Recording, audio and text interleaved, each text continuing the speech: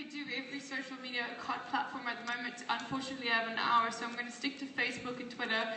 Obviously, there's Instagram, obviously there's Snapchat, obviously there's a lot more out there, there's Vine, but those are the ones that have the most technical bits that you may not know about, and then if you have some questions about the others, we'll try to cover them as well. So let's get started with Facebook and Twitter. Quickly, so you have a look at how big these platforms are. As you can see, Facebook is just huge. It's dominating, absolutely humongous, 1.4 billion people. You're like, yikes, that's everyone almost, I know. So it's really a lot of people. And then Twitter is quite a bit smaller with about 300 million. It actually just got that 300 a few weeks ago, which is fascinating because it's been trying to grow for so long, and we thought they'd never see the 300 number. So they grew really quickly, but they're stagnating now. As you can see, Instagram's already as big as Twitter. It actually was bigger than them for the last 3 months. So Instagram is a really interesting platform to watch out for, but there's not much technical thing to know to really teach you about Instagram. It's more just enticing your audience by constantly reminding them that you exist and that you take pretty cool backstage photos, but there's not so much technicality, so that's why I'm covering Twitter, because there's more technicality to the platform.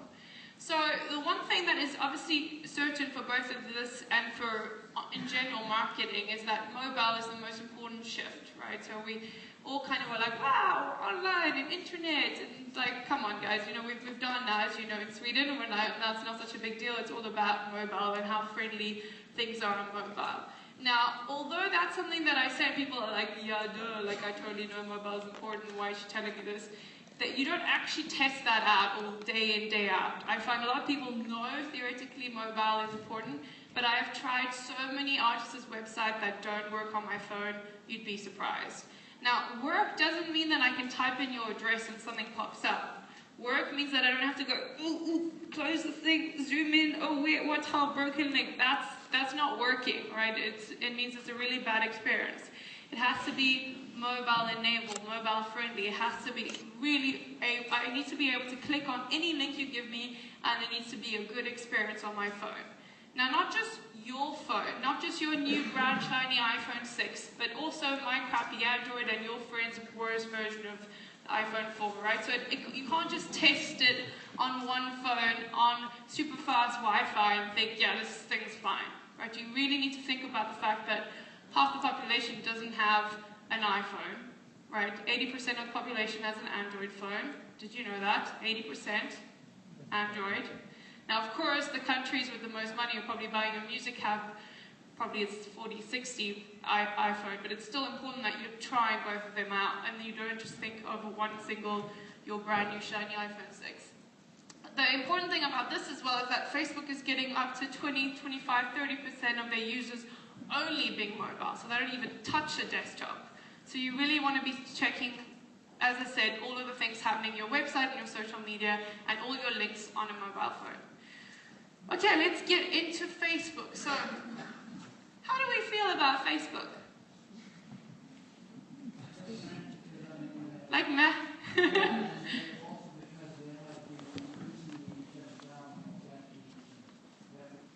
Very good.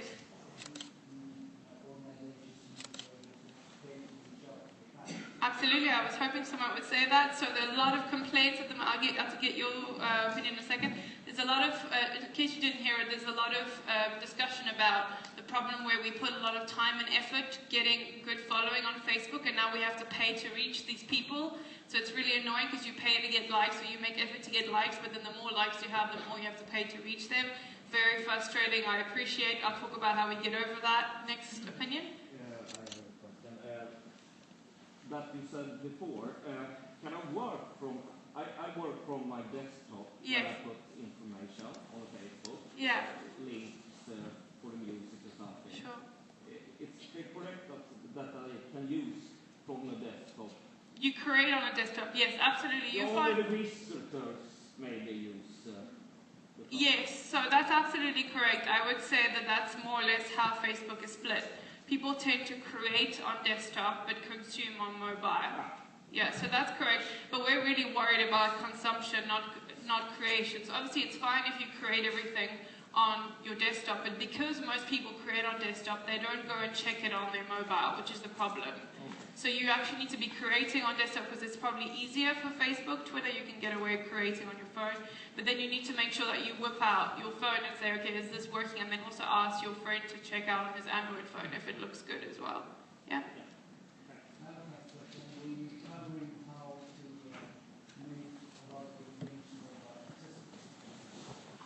Websites and stuff? No, not websites, but I'll talk about advertising links later. Yeah. Okay, so that's a good feel for anything else, by the way. If I can't see you, just shout out, that's fine. So that's kind of the feeling a lot about Facebook. How do we make the most out of this reach that we're trying to get hold of loads of people? They like our page, but they don't even get to see our post. So welcome to something called EdgeRank. Now, EdgeRank is a terminology that marketers made up. Apparently that's not what Facebook calls it, but they won't tell us what they call it, so we call it EdgeRank. I don't know why. EdgeRank is kind of like Google's big algorithm. So you know how Google has all of the money for the company, or at least for the searches based around this amazing piece of software that decides which website's going to come to the top when you type in a word? It's the same thing with Facebook. Facebook has this really smart algorithm that decides which post you're going to see when you log on to Facebook. Now the thing about Facebook is that if you were to log on a normal day and you saw everything that your friends posted, every single post, and everything that the page posted that you liked, you would see on average 1,500 posts a day. Right, because we're all so egotistical that we always want to post about ourselves. And the problem with that is that's obviously way too many for a human being to deal with, like 1,500. You're going to get mocked down by all of your aunt's new baby pictures and then your lonely friend's cat pictures, and you're not actually going to see that your best friend got engaged, right? So they need to decide who's going to see what. And the way they do that is by using something called EdgeRank. They've told us, because what they decide is they only want to show you about 20%, so 300. They're only going to show you the 300 most important posts, and that's how they need to decide how they get from the 1,500 to the 300. And you want to stay in, right? So you're one of those 1,500, you're just trying to keep alive to get into someone's 300. So they've told us kind of the top 3 factors, and then there's a couple more that I kind of guess as I work along, but those are the ones that they've actually kind of said, yes, we do this. So let's talk about each of them. The first one is affinity, and this is the part where I use like a buzzword. In marketing, there's lots of buzzwords and I hate them, but I'm allowed one buzzword a session. I've allowed myself this. So today my buzzword is going to be engagement, which is right for the slide.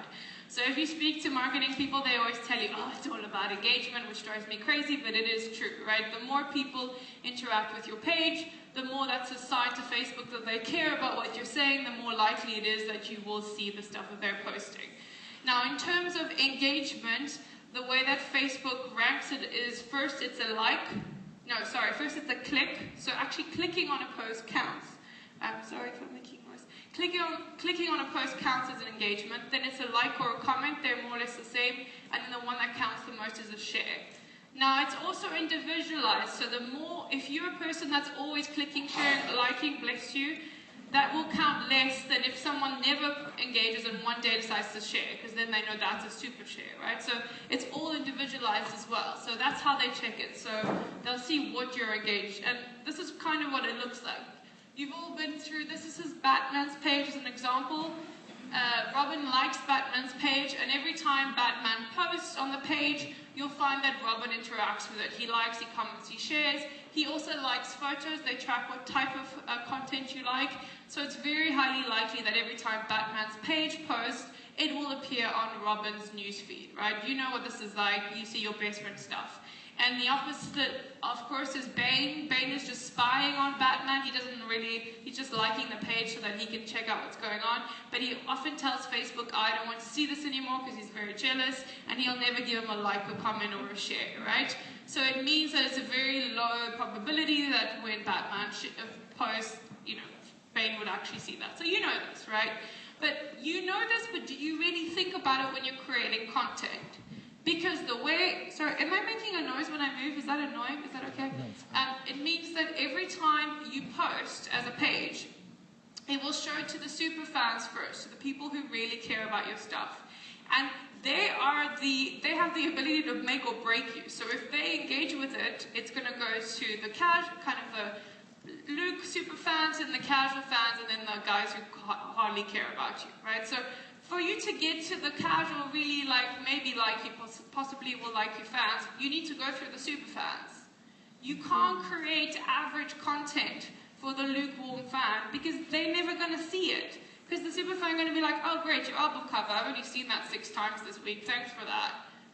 Right? It's not going to go anywhere. You have to create content for the super fan. They're the guys who are going to push it out.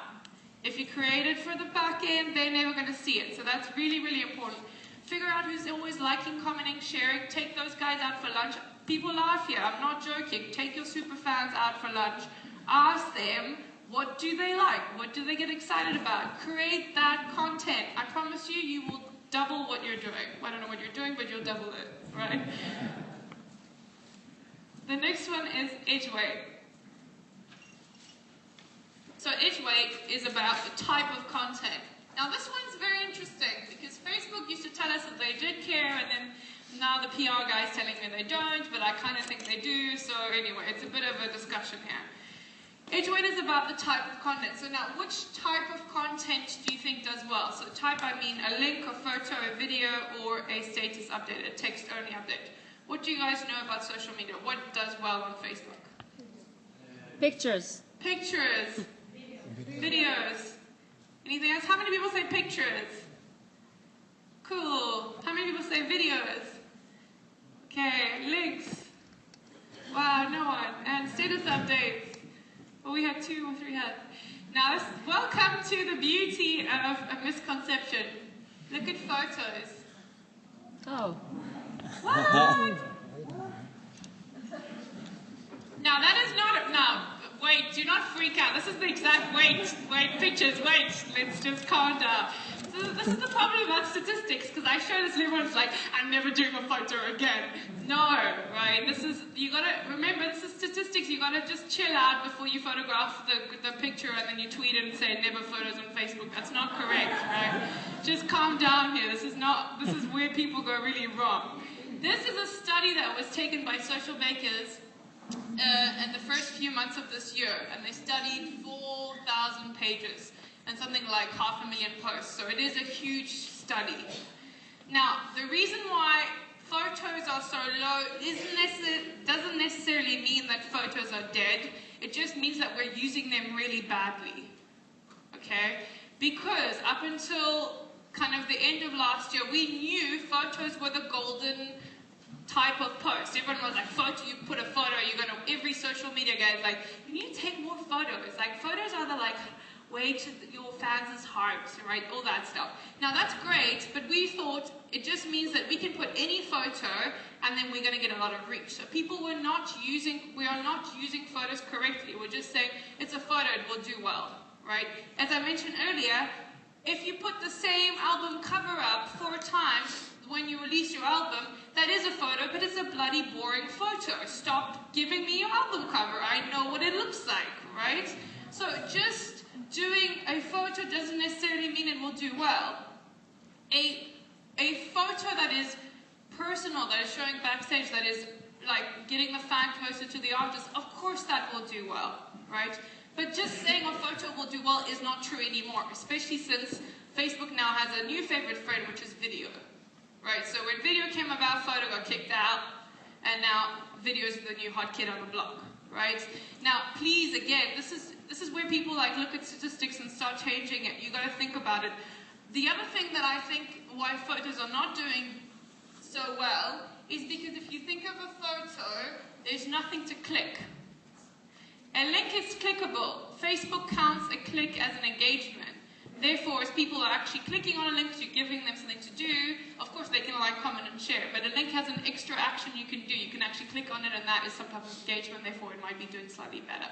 So I would say status, links, and photos, they are the same, depending on how well you use them. A good link will do well, a good photo will do well. Don't worry about the difference between the 3. But the video is where it's hot. Question?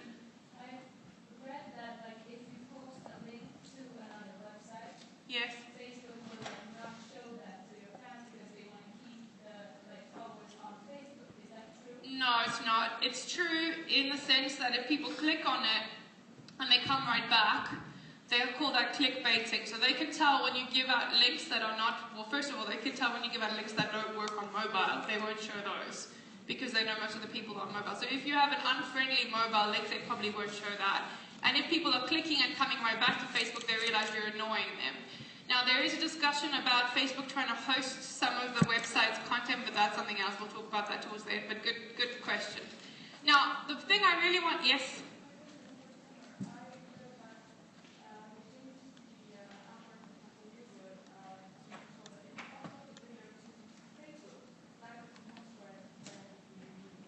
Yeah, well, that's what we're about to talk about. Yeah.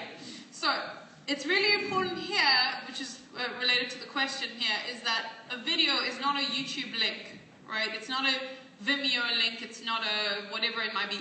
Video, in this case, is what they call a native video. When you take the MP4 file, or whatever the file is, the video file, and upload it directly onto Facebook's server, that's native.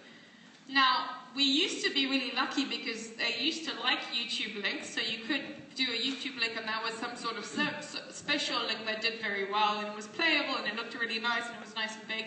But now, Facebook and YouTube are having a bit of a fight, so that's not happening anymore. YouTube links are actually doing very, very badly when they used to do very well. Now, let's talk about what happened here. So, Facebook has been talking to marketers, telling them to use their native video services for, I don't know, 3, 4, 5 years. And we've been like, thanks, but no thanks. We have YouTube, why do we care about you? Your video platform sucks, it's not searchable, there's no view counts, we don't really care. So we didn't listen, right? They told us you'll get great reach. We were like, yeah, can't be bothered, we've got YouTube and they're monetized. But then what happened was last year, kind of mid-last year, there was Nick nomination, which was horrible, and then there was the Ice Bucket Challenge. And when that happened, all of a sudden, ordinary users needed to upload video to share with their friends for some nomination thing, right? All the celebrities got involved, it was this big thing.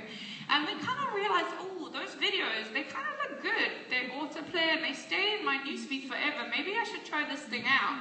And that was kind of the golden moment of Facebook video because users got used to videos. The thing about social media is that it's really more about the platform rules than it is about what marketers want. Up until that point, people on Facebook didn't care about Facebook video. Once Ice Bucket Challenge came, we were kind of used to seeing Facebook videos, so we became more friendly to them. And so when that happened, we kind of jumped on board and said, oh, hold on a second, maybe we should try this stuff out. So I did, I tried it out. That's my result. Now, most people who've been to my seminars and who've tried this, they always come back to me. If I get any feedback, they come running to me after and said, I tried native video, it blew my mind, right? This is what happens, right?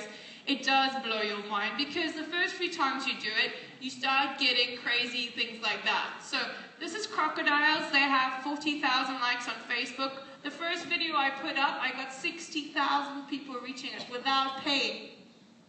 I got more than my total percent. I got 150% reach. I've never even heard of that. Yes, it was a guy in a bath. He was naked. It's a pretty good video. But the point here is that you're going to get a lot more reach if you do native video. And that's what happened. So we started doing it and we started realizing that it was doing really well. And Facebook changed very quickly. First of all, they made public the view count public, so you can see how many views. That's how many people reached the video, but the views is a 3-second view, right, without sound. So when you watch the video for 3 seconds, that counts as a view. But then they also did a whole bunch of other stuff. They made analytics available, and they also added a call to action. So at the end of the video, once you've uploaded it, you can actually add a call to action, so that when the video stops playing, you can push them out. And this is really important for music, because that's what you should be doing. You should be doing this for everything.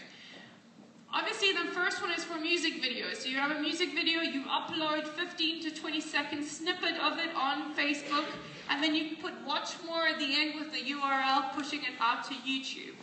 That means that I know you're going to say you're splitting your views. Yes, you kind of are, but you're not, because that trailer is going to reach so much more people than if you were sharing the link. So even though not 100% of people who see it will click, it will probably be about 10, 20, 25, 30, depending on how good your preview is. Maybe 50 if you're having a good day. You will reach more people, right? So that's what you want to be doing. with videos. And be careful if you're part of a major label. There are a lot of strict regulations about what you are allowed to upload on Facebook and what you're not. Most labels that I work with, they say you're allowed 15, 20 seconds, but you can't upload the whole video because it's not monetized, right? Obviously, YouTube is monetized. Be careful if you're part of that. Now, you don't actually want to upload the whole video because this is not a place where people are going to watch long-form video. This is where you should be uploading kind of short snippets. Then, this does not end here. You have an album coming out. That's great. So what are you going to do? You're going to make an album teaser because that's what you should have been doing before this, and that's what you should still be doing. A very short video that says, album out now, blah, blah, blah. These are the dates with some of this hot new song playing in the background. Same thing when you've got a new, you're going on tour. That's great. You're going on tour. Let's do a montage. Very cheap. You could be writing down, we're going on tour, dates, blah, blah, Sweden, Stockholm, 15 April, blah, blah. You videotape it, and then you speed it up using hyperlapse or Instagram or whatever you might want to do to make cheap, good quality, short video. Everything you announce should be in the video format, please. It's so important. It will do a lot better. Is there any difference if you use your fan page on Facebook or your personal page? Well, all of this is the reach. Well, all of this is from a page perspective. You should never be using your personal page per se, even if you're an artist. I would always use it, my page perspective, but you can share some of the stuff on the personal. Similar rules are true for personal pages, but there are some differences, small ones, but similar rules are true. And it worked, as you can see by the graph. The number of YouTube video links being shared on Facebook has gone down, that's the red line, and the number of native videos have gone right up through the roof. So we now have more native videos being shared than YouTube links. The one person who did this really well is Beyonce. She's been doing this since before Ice Bucket Challenge, and we interviewed the digital marketing person, and they said, we've never seen better results. So that is something, if Beyonce is doing it, I think you should try. Now, what about links? So we talked about links a little bit. Now, links are not as bad as we used to think they are, but there's a couple of rules that have changed. Because it used to be photos were amazing and links were terrible, we used to say to people, share a link, delete the preview, and then add a picture because that's the best way of getting reach. Now, that is the worst thing to possibly do these days, so don't ever do that. If you have a link, do not delete the preview, do not upload a picture. If you have a link, you just have a link. You don't have a link and a picture, right? If you have a link, you should let the preview load, and then, believe it or not, most people don't believe me when I say this, but go home and try it out. You can actually edit everything. You can change the picture, you can change the title, and you can change the description. You can click on those and change them. If I have some spare time, I'll show you live at the end of the thing, but I always run out of time, so I'm not going to do it now. But you can actually edit it so that it looks really good. And most of the time, you'll see that this picture, if you upload one that's big enough, you can get it to expand. So it could either be a small, tiny post, or it can be this really nice looking big one like that one, just by getting the right size. And the sizes are as follows. All of your pictures should be as big as possible. The bigger the picture, the better it is. And it should always be landscape, right? Whenever you're shooting video, it has to be landscape or square. I don't mind square. If you're going through Instagram, that's fine. But it has to be this way. You cannot have this way, right? This is not working. So everything needs to be that way, and it has to be minimum 504 length in width for it to look like that. Other way, for it to look like that. If it's not 504, it's going to be this tiny little link that looks really ugly, so don't do it. So it's always going to be as big as possible. It can't be too big, they'll shrink it. But, and it's the same for video, 504 lengthways, right? So try to make sure that you've got them all horizontally. That makes a big difference. So whenever your artist is shooting video, just tell him to flip his iPhone. Now the last one is time decay. Time decay is pretty easy to understand. As you know, more or less timeline goes down in time. If anything gets extraordinary engagement, it will always find a way to pop up in someone's newsfeed. Even if they haven't been on Facebook for 3 days, if it got above average, it will pop up. Now, if you get normal to below average engagement, you're going to get something like that, right? You've got about 3 hours. After 3 hours, you're out of someone's newsfeed. So you need to post within the right 3 hours. How do you know what the right 3 hours are? Well, Facebook tells you. If you go into the page insights and you go into when your fans are online, you can see exactly when they are online. Now, most people say to me, Claire, I don't like post at 5 a.m. in the morning. But your 5 a.m. might not be my 5 a.m., right? So if you're working with an international artist, which is, again, this is Crocodiles, their big fan bases. No, this is not Crocodiles, this is Labyrinth. I don't know. This is not the one, I think. Anyway, depending on where your big fan base is, your 5 a.m. might be different. So have a look if you've got big fan bases in the US or in Asia. You need to know what time you should be posting and which days of the week. But those are normally more or less equal. There's another thing that's important about this. Sunday here is actually slightly smaller than the other one. But again, don't let statistics, don't just read us down and say, yeah, that must be correct. Just because there's slightly less people on Sunday doesn't mean that that is less important. Actually, I think Sunday afternoons are really good because people might not be online as much, but they have more free time, right?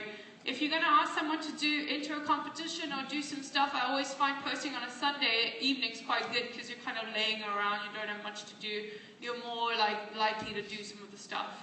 Monday morning, I'm like catching up with emails. I probably am not going to enter a competition on Monday morning, right? Just think about when would be the right time and what demographic you have. Then this is quite interesting, and it's probably relevant for a place like Sweden. You can actually target quite a lot. This is free targeting, by the way. So let's say you've got 10,000 likes on your page, and you've got most of your fans in Sweden, and then you go for the first time to Brazil. And you're going to tour in Brazil, and you rock up there and you say, hey Brazil, see you tonight. Who's going to see that post? The Swedes. Obviously, they're your super fans. They're the guys who are clicking on everything. Does anybody in Brazil know you're going? Probably not. How useful is that? Not very. So you can actually target your timeline for free. If you go into the back end, into your settings, and turn on targeting and privacy, or whatever that is in Swedish, you will get this little bullseye. That little bullseye allows you to target per country, per language, and per a whole bunch of other stuff which may or may not be interesting to you. Which means every time you go to Brazil, that should be set to Brazil. Target Brazil only, and then you say it in Brazilian or Spanish or Portuguese if you want. The point here is that you should be trying to hit up less people who are interested, not more people who are kind of lukewarm interested. That's how social media works. Smaller amount of super interested people, not big amount of kind of interested people. So people tell me, but why would I limit the amount of people who see this? Maybe the people in Sweden are just excited for me. No, right? You're in Brazil, you care about Brazil because if lots of people in Brazil see it, they might share it with their friends who don't even know who you are, and they'll go with them to the gig, right? Limit, limit, limit. Do not think you are that good that everyone in the world should care about you because they don't. They really don't, though. So there's another one that's come out that's not demographic based. It's interest based. So if you're a label and you find that you've struggled because you might have a big pop act and then a big R&B act and maybe a big classical act, and then every time you're posting on Facebook you're kind of annoying one of those three fan bases, you can actually target by interest. So you could say, I only want people who are interested in classical music to see this, or people who are interested in hip-hop, which is super useful for labels or promoters or festivals that have different scenes. So you can actually target it so that it will only hit the news feed of the people. Now, let's just clarify this. This is targeting people who like your page and who will see it in their news feed, right?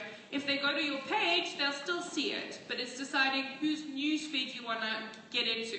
Remember the 1,500 getting to the 300? We're deciding who are those people, those 300 are we trying to get into. And you can also do a post-end date. So if you've got a competition ending at the end of the evening, you can say, you know, apply till the end of the day, and then you can say after 1 p.m. I don't want anyone to see it because the competition is over.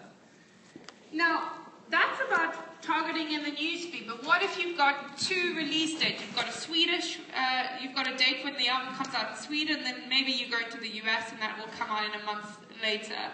And you don't want to do a Taylor Swift, where she gave out a link so that it worked in the US but not in the UK, and then half of the UK fans wanted to kill themselves, right? So you want to make sure that you're only giving links to the right people here. So even if they go to your page, you don't upset them.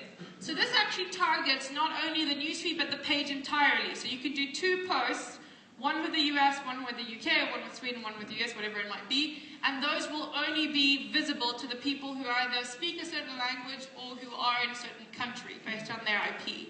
Now that's really quite important. You never ever want to give someone a link that doesn't work. Imagine this, I'm a fan, I want to buy your ticket or buy your album, which seems kind of weird in Sweden, why would you do that? But still, let's pretend. And then I click on the link and it doesn't work. Can you imagine how annoying that is? I'm like I want to give you money and you're making it difficult for me to do that. You should never do that. And so many people do that all the time. They're like, oh, we're dying in music, we have no money. Yeah, because you give me links that don't work. Just stop doing that, right? So many times it happens. So this is a really good way of doing that. It's also quite good if you're going to Brazil again. Why not? And you want to say something cool in Portuguese, you might want to do that so that you only target people who actually speak Portuguese, right? So I like to do that if I go to a local country and I think people would appreciate it because maybe their English is not very good. I'll do one local post in a different language, but at the same time, I don't want to have a Polish post on my American band. It kind of looks weird, right? So you want to limit it so that only if you actually speak the language, you see the post. Now, when you're doing joint tours with other people, or if you're getting a big press on some good sites like Pitchfork, whatever it might be, you always want to tag them in your status updates. That means you put a little @ and then you type their name in. You can tag pages, you cannot tag people, remember that. So that's a little confusion there. Pages can tag pages, people can tag themselves in your photos, but you cannot tag people, right? You cannot tag people, only pages. So if I'm going on tour, this is the example from Facebook, just to show you what can be done here. Bleachers Report is a basketball magazine, and James Harden, Dwight Howard, those are their pages. They tag 2 famous basketball players' pages in this. And what happens here is people who don't even like Bleachers Report, but who like Dwight Howard, will see it in their newsfeed, right? So if you're going on tour with Nikki Lee, and you're tagging us in her in your status update, people who don't like your page but who like her page might see it in their newsfeed. So it's worth tagging things that are relevant. Again, if you start tagging Chanel, Adidas, whatever you want on every single status, that ain't gonna do nothing, right? It has to be related, it has to be relevant.